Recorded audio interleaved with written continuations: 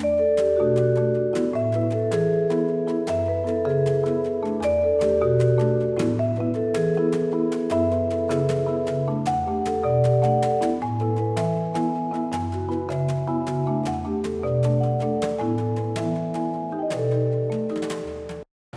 of all, in all the tests we've done all across the United States, a couple of different things hold true. Most important being the fact that a good ionizer is going to produce a range of pH between a 9.5 and an 11 or an 11.5, and anything outside of that range, something's funny.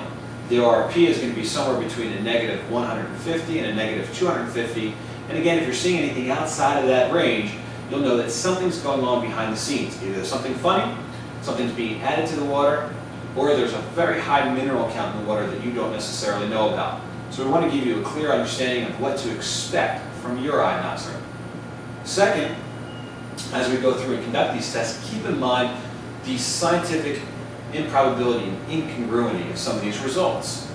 The cell inside the machine, the water cell, the engine, is like an engine in a car. Now I could easily show you a video of a Hyundai racing a Ferrari and the Hyundai winning, and you'd know there very clear that something's wrong. Either the Ferrari is broken or the Ferrari driver is not pressing down the gas pedal all the way.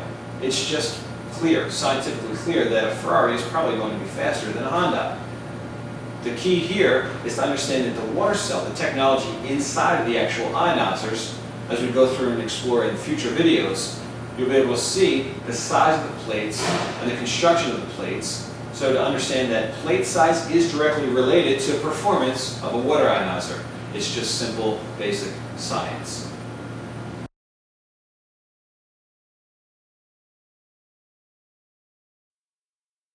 And now secondly, UV or not UV? That is the question.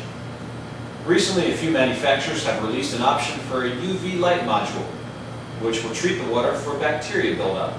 The question is it valuable, or is it an unnecessary added expense? Well, first thing to consider is that in order for the UV light to be effective, it must maintain consistent contact with the water to treat it for an extended period of time. Unfortunately, the flow rate through these machines is so fast that in our opinion, the UV light does not stay in contact with the water for a long enough period to have any type of application time. Second, the UV light shines through a clear lens that develops and builds up scale after time, which would require cleaning. You don't know it unless you would open up the machine and clean it yourself. Third, the purpose of the UV light, again, is to kill bacteria, which the water cell will do all by itself simply by passing a current through the water. Passing electricity through water will kill anything living in it.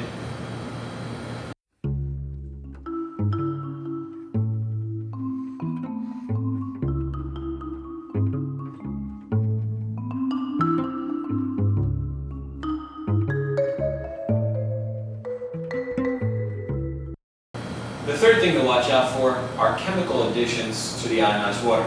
Everyone now knows that Kangen has an electrolysis enhancement solution that is clearly marked "Do Not Drink" that can be added to the enhancement chamber in the unit to increase the pH or ORP that the machine is able to produce. So if you see some of those tests go off the charts in some of the comparisons, then you simply should know that it's because something's been added to that. But the Jupiter Athena as well does something similar to make up for the fact that it has fewer plates.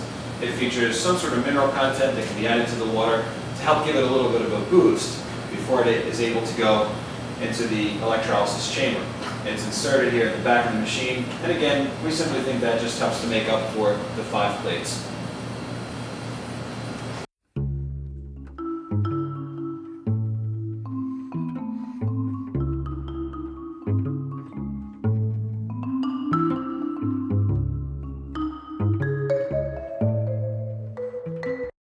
There are a few easy ways to determine whether or not you've come across an imposter comparison website. The first is very simple. If you see a unit that seems to be favored or head and shoulders better than the competition, you've probably found the manufacturer. Ionizers4u.com has already rated several machines at the top of our rating system, and we continually redo our tests based on the addition of new units or manufacturers on the ionizer landscape. Secondly, if you see a particular test or comparison and the data is scientifically unfounded or way off the charts, you've probably again found the manufacturer behind the website. Keep yourself coming back to the simple fact that the pH and ORP levels are directly related to the surface size of the water cell inside the ionizer. Very simply stated, ionizer surface area will directly impact the level of pH and ORP that comes out of the machine. If you have a question about that, make sure a manufacturer is able to directly answer the question about what the total surface size is of the water plates inside the water cell. It will have a direct impact on the ability to produce a pH or ORP. Specifically, if you have surface size of 150, that on the test results seems to be performing better than an ionizer with a surface size of the water cell of 190, then it's obvious that the results are probably skewed in a particular direction.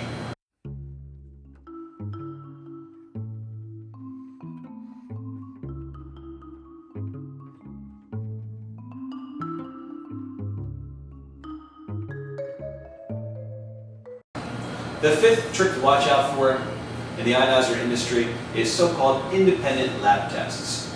This is important because Ionways has just released a video with an independent study from the doctor in a white lab coat featuring the Ionways Athena at the top of the heap with the water ionizers. It's important to watch out in that video for a lot of cuts and a lot of fast forwards to speed up water flow. Now ultimately, Ionways has production ability of that video, so what you see in that video is clipped together from components that were filmed at the independent laboratory. And remember also who's writing the check for those tests.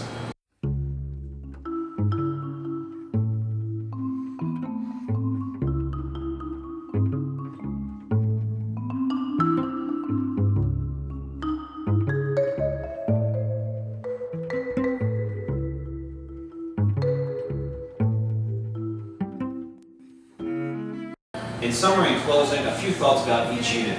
The Life Ionizer 7500, we like the design form change between where we were with the Biotech and where we are now with the Shenpex. We're a little bit disappointed with the filter technology, but hopefully we'll see an improvement in the next model that's released. As for the Ionways, we like the addition of the dual filtration system. We also like the idea that it has a shut-off valve down at the bottom. And the form is a little clunky, and we like to see it a little bit thinner and a little bit lighter so it doesn't take up quite as much space on the countertop. And as for the Time MMP, we're glad that they decided to switch to the 7-plate system. You saw a big jump over the performance that we had from the previous test. We could still use it a little bit smaller though. If they could trim about 3/4 of an inch off the height, then it would make it a little bit more convenient in some applications. It is thinner than the other models, so it does fit up nice and snug on most countertops, which a lot of people tend to enjoy. So all in all, a great roundup for 2008.